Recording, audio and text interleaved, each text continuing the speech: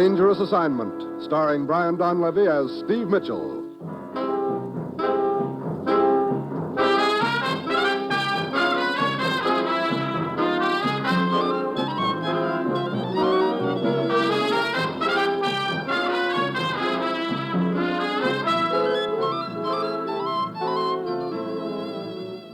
Yeah, danger is my assignment. I get sent to a lot of places I can't even pronounce. They all spell the same thing, though. Trouble. But when I walk into the commissioner's office, I don't realize this assignment's going to end up just where it started, which is right in the middle of nowhere.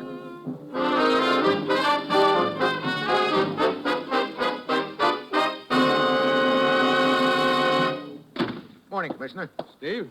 Well, where am I going this time? Dakar, West Africa. Steve, I want you to think back about 5 years to the fall of Berlin. Fall of Berlin? What's that got to do with... Now, wait a minute. What's the matter?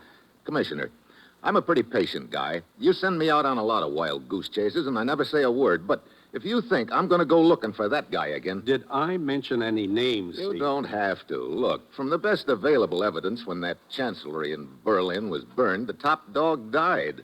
3 times in the last 5 years, you've had me running around the world investigating rumors that he was still alive. I've never been able to prove a thing. That's exactly right, Steve. We've never been able to prove a thing, one way or the other. Now, look, Commissioner. You look, Steve. We all know that an elaborate escape plan had been worked out for him, that the key figure in that escape plan was a U-boat commander named Captain Shiller. Sure, we all know that, but so what? Captain Shiller died in the Berlin Blitz, too. Correction, Steve. A clerk attached to the Chancellery staff identified one of the burned bodies as that of Captain Shiller. Just a minute. Are you trying to tell me that... I'm trying to tell you that an ex-U.S. Navy commander named Williamson, who's in the importing business in Dakar, saw Captain Shiller there 2 days ago. What? Oh, he must have been mistaken. He might have been, and then again, he might not have been. That's up to you to find out. Get over to Dakar, Steve. Talk to Williamson. Then go anywhere and do anything you have to get to the bottom of this. Well, that's it. You've got your assignment. Good luck.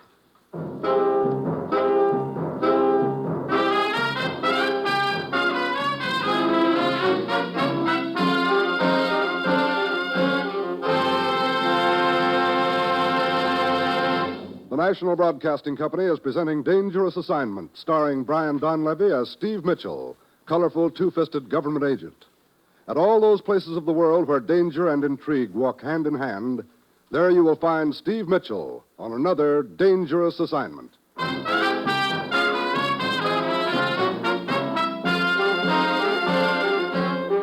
Sure, I've got my assignment. Just a simple little matter of flying to West Africa to investigate a rumor that's been floating around the world for the last 5 years.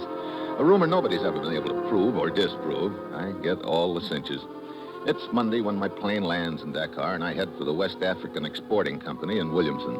I guess you probably figure I've been seeing things lately, don't you, Mitchell? Well, at this point, yes. Well, I'm positive the man I saw here in Dakar the night before last was Captain Shiller, and he was very much alive. Where did you see him, Williamson? Coming out of the Michelin. That's a little bar near the waterfront. Look, I still don't understand how come you were able to make such a positive identification. I knew Shiller. We met during the 1936 Olympics in Berlin. He was a super stinker, the kind that makes quite an impression on you. So that's why I remembered his face so well. I see.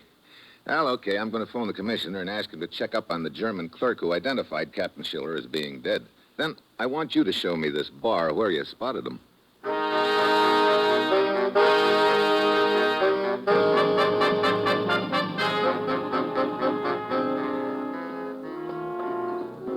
Brother, in this dive you could use an oxygen mask. You see him anywhere, Williamson? No. Let's talk to the bartender. Okay.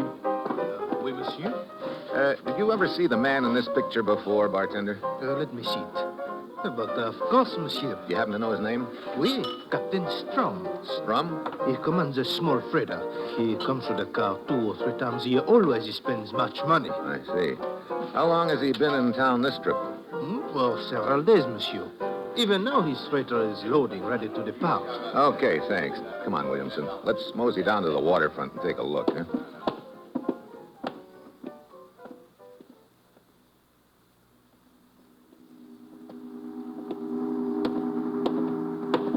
There's the freighter, Mitchell. Yeah. Hey, they're loading crates out of that warehouse. Hey, look, up on deck. Yeah, Captain Shiller. Keep back in the shadows. Right. You know, I'd like to find out what's in those crates. Wait, that looks like a side door to the warehouse just ahead of us. Let's try for it, huh? Mm-hmm. Anybody spot us? I don't think so. Inside, quick. Dark in here. Great. A guard. Quick, get behind those crates. Okay. Can you spot him, Mitchell? I can see his flashlight. He's heading this way. Yes, sir. Probably got a gun, too. Yeah, look. When he gets closer, I'll jump him. Ludwig. No. That was quick. Yeah, it's got to work fast. It's only a question of minutes before they'll miss him. Yeah, look. There's a crowbar over there. Yeah. Well, one crate's better than any other, I guess. I'll try this one. The guard moving any? No. Oh, he's keeping the lantern out. Good. Okay. Hand me his flashlight, will you? Now, here you are. Nothing but a bunch of paintings. What kind of a cargo is that? Hey, wait a minute. Yeah. I'm no art student, but I recognize a few of these. They're masterpieces. Hey, Mitchell. Hey, this could be some of the stuff the Nazis looted from Europe. 5 will get you 10, it is. So they had it hidden here in Dakar all the time. And Shiller has been delivering it little by little to the head art collector himself. Well, you've got enough evidence to grab, Shiller. Look, that's the last thing in the world I want to do right now. I'm a lot more interested in finding out just whom he's delivering this stuff to and where. You better get back to town. I'll check with you later.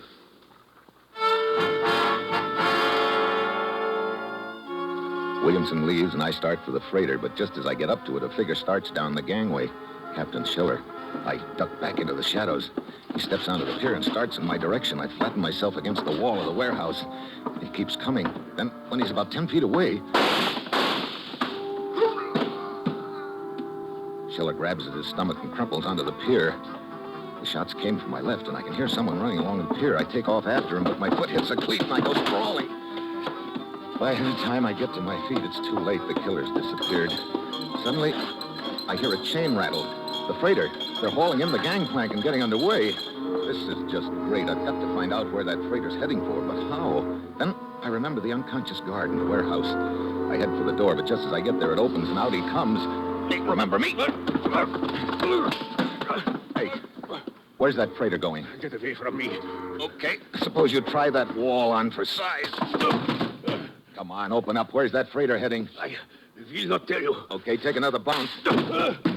Open up. No. Okay, I can keep this up all night. No, stop. Let's have it. The ship is sailing for Casano, Casarno, where's that? small port on South American coast. Okay. Now I will. Oh, another gun, huh? Yeah, another gun.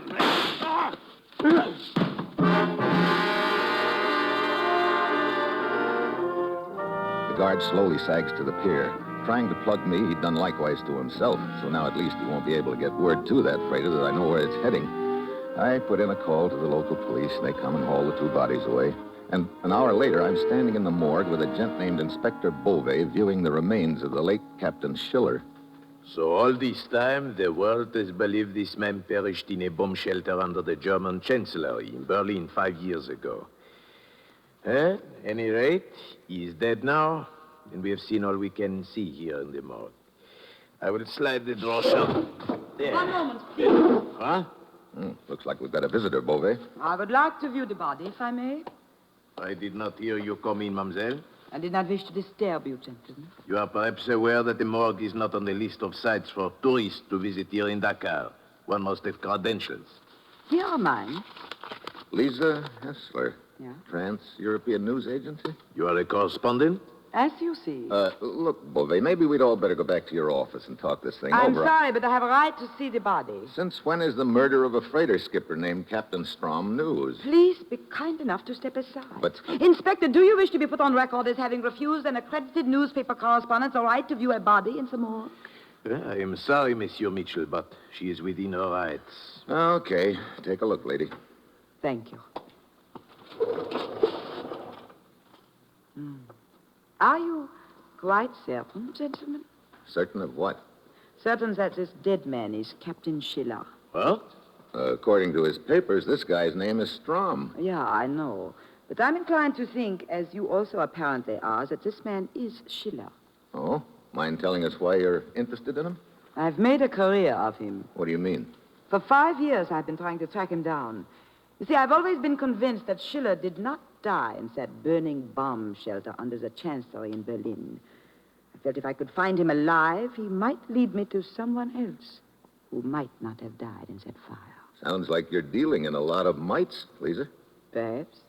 And yet those mites, as you call them, might lead me to the biggest news story of the century.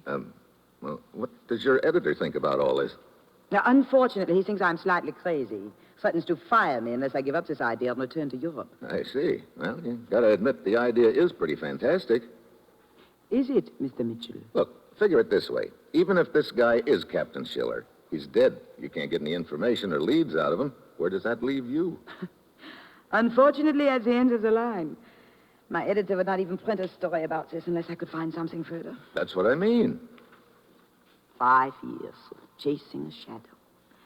Now it ends on the slab of a morgue in Dakar. Well, that is life, I suppose. Good evening, gentlemen. Mademoiselle? So long, Lisa. One cannot help feeling sorry for her. 5 years' work on one story, and then... Look, save your sympathy, Beauvais. I've got to keep her thinking that this is the end of the line for her. If she got one inkling, it wasn't. And if a single whisper of it ever hit the newspapers, this whole deal would go up in smoke. I see. Well, Inspector, thanks for everything. Looks like my next stop is South America.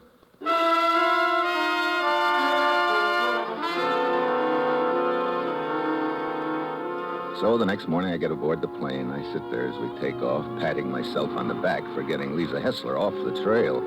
Then I start getting an uneasy feeling right between the shoulder blades. I look up, and there, standing in the aisle beside me, is the reason for my jitters. Good morning, Mr. Mitchell. Lisa Hessler. So, we are both flying to South America. What a coincidence. Yeah. You decide to take a vacation, maybe? Yeah, you might call it a vacation. See, I happened to hear last night of a little port in South America called Cosano. That doesn't sound like much of a spot for a vacation. I also happened to hear that the freighter commanded by Captain Shiller, or Captain Strom, if you prefer, is owned by the Muhlendorfer Freight Lines, whose home port is Cosano. So, I thought this would be a perfect spot for a vacation. Oh, great. Looks like you've got a few sources of information I hadn't counted on. Yeah, I have, Steve. Look, I just don't want any publicity on this thing until it's over one way or another, Lisa. Then you must realize we are on opposite sides of the fence, Steve. You would like to keep the search a secret. I intend to write this story for millions of readers all over the world. I see. Okay, Lisa. You're asking for trouble. It is to be a duel between us, then. I'm afraid the cards are stacked against you. Nade. I warn you, Steve, do not underestimate me. It would be the biggest mistake of your life. As a matter of fact, it might even be fatal.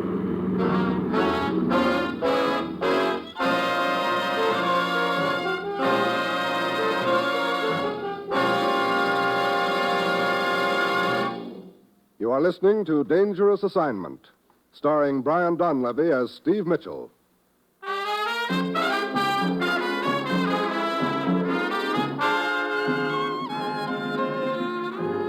Well, this is just great. Here I am on a super-secret mission. I know that one peep out of anybody, and I'm cooked. And now I'm up against a girl who's all out to spread it in every newspaper in the world. Our plane lands in South America, and then it's another day by train to Casarno, and at the depot, Lisa disappears, probably trying to find the offices of the Muhlendorfer Freight Line, so I slip a cab driver 5 pesos and get there ahead of her. Inside, there's a sleepy-looking clerk idly swatting at cockroaches with a newspaper. Nice shot. Gracias, senor. I seldom miss. Well, you probably get a lot of practice. I see quite a few targets running around. One less. What is it you want, senor? Well, I'd like a little information about your shipping line. Information? What is there to tell about it? That's what I want to find out. You see, I've got quite a little freight I want to ship, and... Oh, I'm afraid our line is not for you, senor. Oh? What do you mean? Well, we operate but one ship, and that one is under contract to an importing company. Senor, there is a big one crawling along the counter. If you'll step out of the way. Sure. That's the ship that Captain Strom commands? You missed.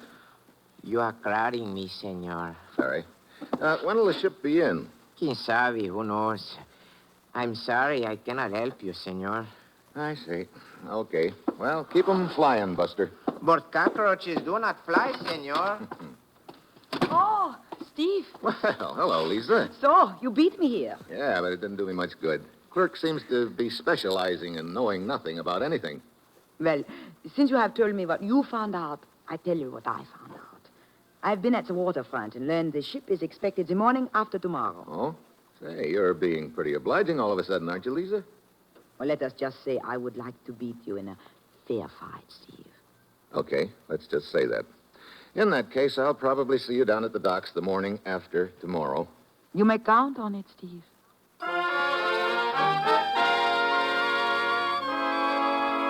So, 2 mornings later, I'm down on the dock. Lisa's there, but the freighter isn't. We wait a couple of hours, and then we gradually get the idea that there must have been a tip-off. The freighter must have docked at another port. We dash back to the freight line office, but the joint is locked up tight. So there we are again, fresh out of Leeds. Lisa gets that end of the line look again and leaves, and I head for a bar across the street.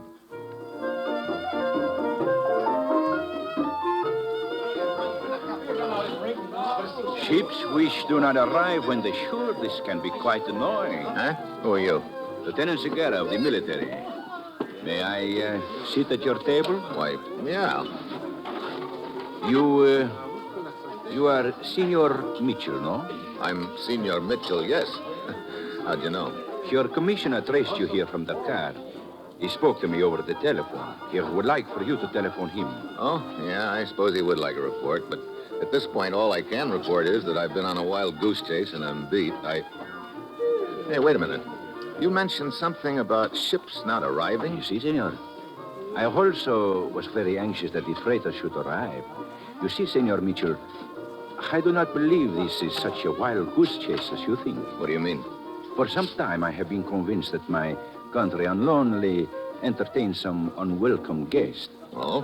What have you got in the way of facts to back up that theory, Lieutenant? Unfortunately, merely fragments of gossip from a few peasants. Yeah, that's what I thought. This whole deal seems to be fragments of gossip. I have in mind a particular plantation several kilometers inland from here. What about it? There is a high wall around the villa with barbed wire. It is rumored that the captain of the freighter stays there when his ship is in town. Oh? Well, the captain won't be staying there anymore, Segura. He got knocked off in Dakar. Oh, I see. As you probably realize, I would like very much to get inside that villa. But this I cannot do officially without some evidence of law violation. Yeah. But there has been no law violation. So it appears I can do nothing officially. However, if someone else wished to try to do something unofficially, I might be able to, as you say, lend a hand. Oh? I am quite tired, Mitchell. Tired? Yes. I have some leave coming to me. It occurred to me I could take that leave at almost a moment's notice. I get it. Okay, Lieutenant, thanks. I may call on you later.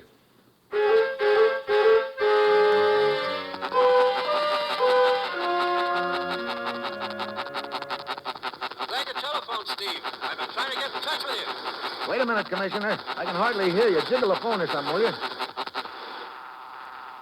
That better? Yeah. What's on your mind?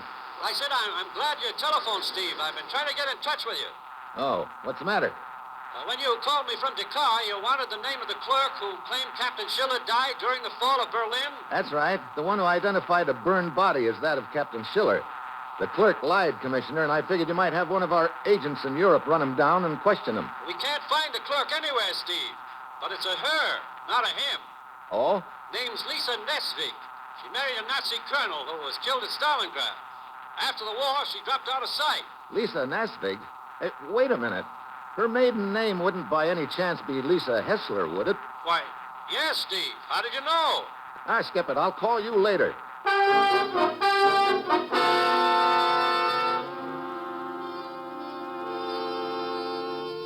So, Lisa Hessler, girl reporter, is actually the one who lied about Schiller's death 5 years ago. I head for her hotel in a hurry and get there just in time to see her leave by a side door. She gets into a car and drives out of town. I follow. Half an hour later, she pulls off the road and leaves her car. Then I spot the villa. It's got a big iron gate and a high wall and a high voltage wire running along the top of it. And I know this is the villa that Lieutenant Segarra was telling me about. Lisa sneaks up to the place and looks it over from behind a clump of bushes. And this I don't get at all. If she's one of the outfit, I should think they'd welcome her with a velvet carpet and a brass band. But she's acting like she wouldn't be welcome at all. Finally, she leaves, and I'm about to follow suit when the gate opens and a bunch of peons trudge out and start working in the fields, all except one, who throws a couple of quick looks around and then sneaks off. He could be worth following, so I do. He heads straight for a village down the road and disappears into a bar. Great. He's just sneaking away from work to get a snootful. Then it dawns on me. Okay, let him get a snootful. It sometimes has a habit of loosening tongues. I sit down across the street and wait. An hour later, out he staggers. He sits down in the dirt by the doorway and starts singing. At least I suppose he called it that. Hi. Hello. You must be happy. Happy? Who's happy? I'm sad. Pajarito. Man, you've got a voice to match. What's the trouble? Pajarito. Hey, look, Caruso, save the audition, will you? South Pacific's already been cast. No one likes me to sing. It's a sad world. All the time work, no time to sing. You work out at the plantation? You see? Who owns it? ¿Quién sabe?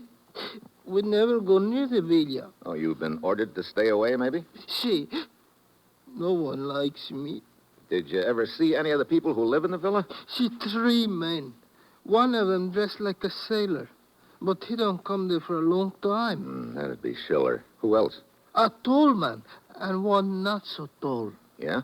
What does this not-so-tall man look like? I don't know. I only see him from a distance.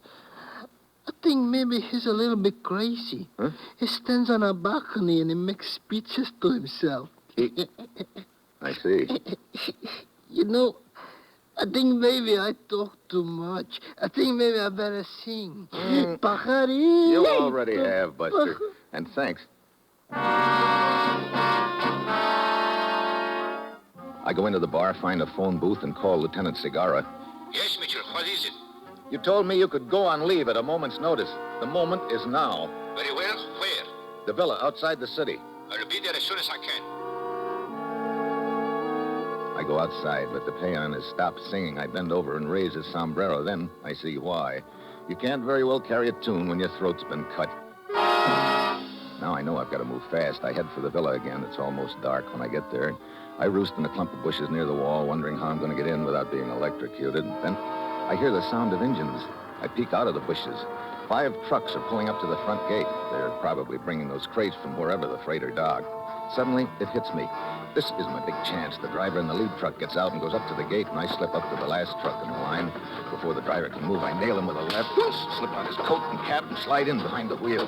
By now, the rest of the trucks are rolling through the gate. I step on the gas, and then I feel something cold and hard in the back of my neck. A gun barrel. Keep driving straight ahead, Steve. What? Lisa? Yeah. Go on, through the gate. Okay. So, they both chose the same way of getting into the villa. Yeah. But I don't get why you have to sneak in. After all, you're one of the boys, aren't you? So now we get inside, you turn me in and get a medal, huh? There through the gate. Pull up to that little building off by itself. You can hide there. Come. Okay.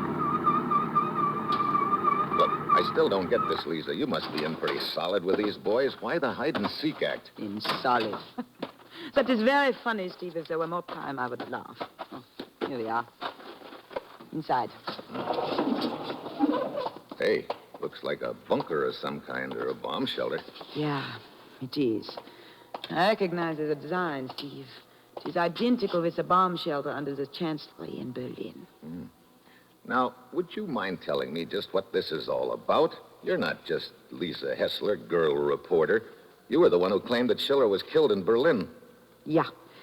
I identified a burned body as that of his, but I lied, Steve. I know that. Why did you lie?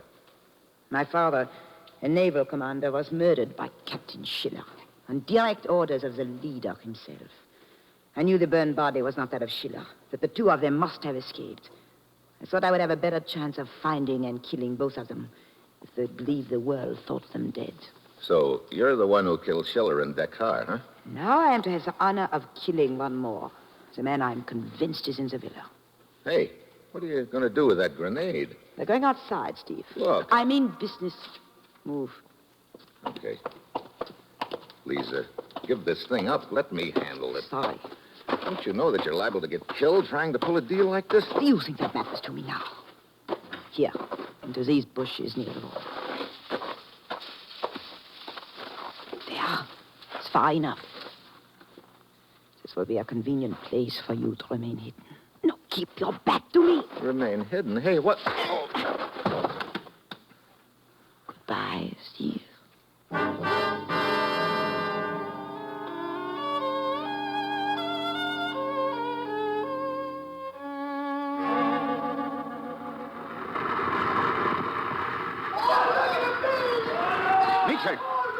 Mitchell!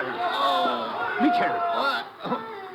Oh, Lieutenant Segarra, how did you get inside the wall? As I approached it, there was an explosion in the rear.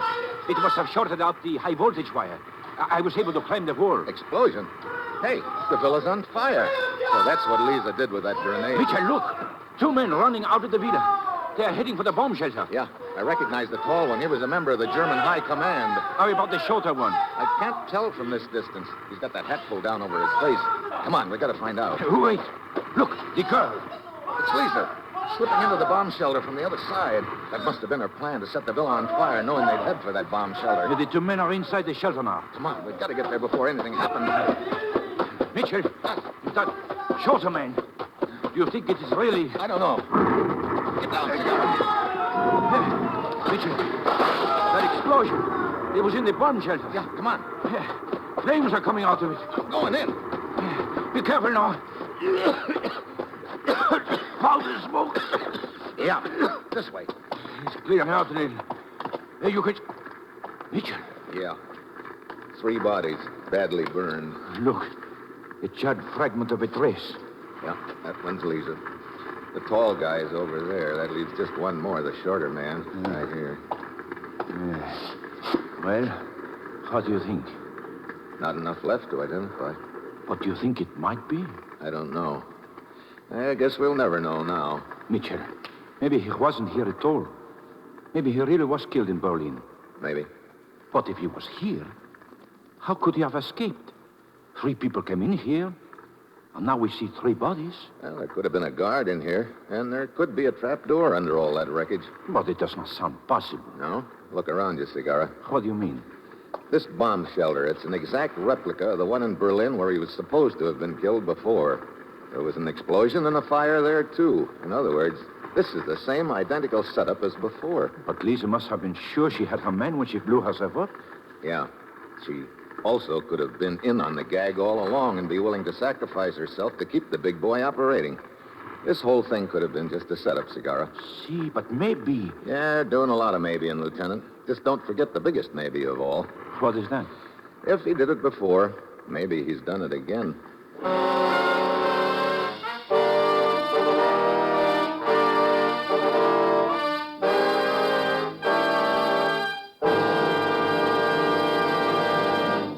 Dangerous Assignment, starring Brian Donlevy as Steve Mitchell, is written by Bob Reif and Adrian Jandot, with music by Robert Armbruster, and is produced and directed by Bill Karn.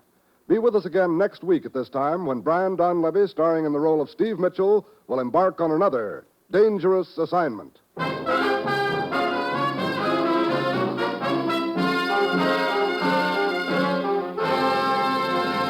Dangerous Assignment came to you from Hollywood. Judy Holliday returns tomorrow on The Big Show, now Man Called X on NBC.